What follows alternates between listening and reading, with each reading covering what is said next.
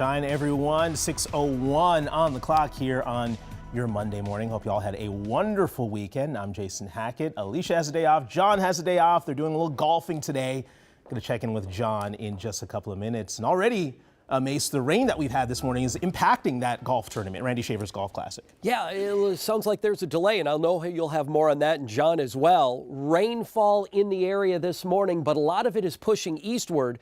The heaviest showers and storms, western Wisconsin, northwestern areas of the state there, and west central Wisconsin, and far eastern and southeast Minnesota. A lot of metros cleared. Still some showers and storms, though, out towards Lake Minnetonka, Waconia, southward through Chaska and Spring Lake, and down to around Lakeville. Egan, eastward over towards Oakdale and North St. Paul, stretching on over towards Stillwater and Hastings, eastward to Amory and New Richmond. Red Wing back to Owatonna, a heavy area of rain, and also Rice Lake on up to Ladysmith. So lots of storms, but temps are in the 60s, so at least it's a warmer rain this morning and plenty of humidity with dew points close to 60. It is clearing in northern Minnesota. That's where it's dropped back to the 50s. Our forecast today takes us up into the 80s as sunshine pushes out. Nice beginning to the day in the areas where it's not raining, Cece. Hey, good morning, and I hope your day's off to a great start. Definitely seeing some wet roads, as Mace was mentioning, because of that rain and some crashes to start the day. The crash hasn't cleared yet in Bloomington, 494 westbound at East Bush Lake Road. Still activity on the shoulder, as you can see there. If your commute takes you along 494 in this direction, either from Richfield or up and over from Burnsville, take it slow in this area. I'm also still keeping my eye on this vehicle spin out on Highway 55 eastbound. That's over in the Plymouth area. Tow truck just getting to the scene minutes ago, so that should be clearing soon. But just so you know, that's in that area. I'm also seeing a crash pop up on Highway 52. Haven't found that on a camera yet, but still keeping my eye out. Otherwise, things across the metro looking pretty good, pretty green.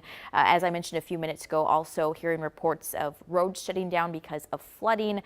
Still need to find that on a camera too, but I'll work to do that for you in the next few minutes. Jason. All right, be careful as you're heading out this morning. Cece, thank you.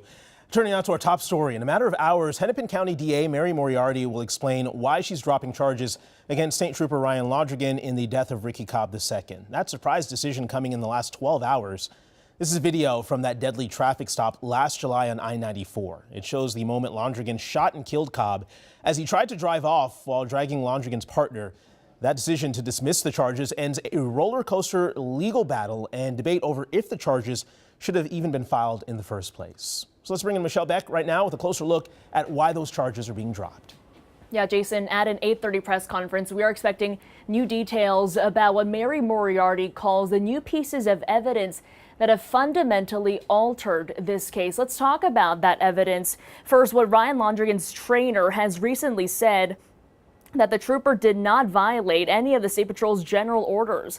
The Hennepin County attorney also citing a recent revelation by his lawyer that Londrigan was planning to testify how he thought Ricky Cobb was reaching for his gun. That's not so clear in the body cam video, but here is what Mary Moriarty says in part. The only question is whether we can still prove beyond a reasonable doubt that a crime occurred given this new evidence. The answer to that question is no, and I would violate my ethical duties if I nonetheless continued with the case. Now, we also know Moriarty published an open letter not only to the community, but also to the grieving Ricky Cobb family. All this comes as a reaction is pouring in from the other way around as well. I'll detail all of that when I see you next. All right, Michelle Beck with the latest on this surprising turn in this case. Thank you very much. This morning, we're learning new details from the BCA about the deadly shooting that left a police officer and one other person dead. In the last 24 hours, law enforcement escorted the body of Officer Jamal Mitchell to a funeral home in North Minneapolis. Minneapolis police and firefighters lined the streets, saluting as that procession drove by. Audrey Russo joins us live from a growing memorial outside for Officer Mitchell at the 5th Precinct. Audrey. Yeah, Jason, in the light of day, you can see a little bit more clearly from the last half hour, just this growing show of support in front of the Precinct 5 building.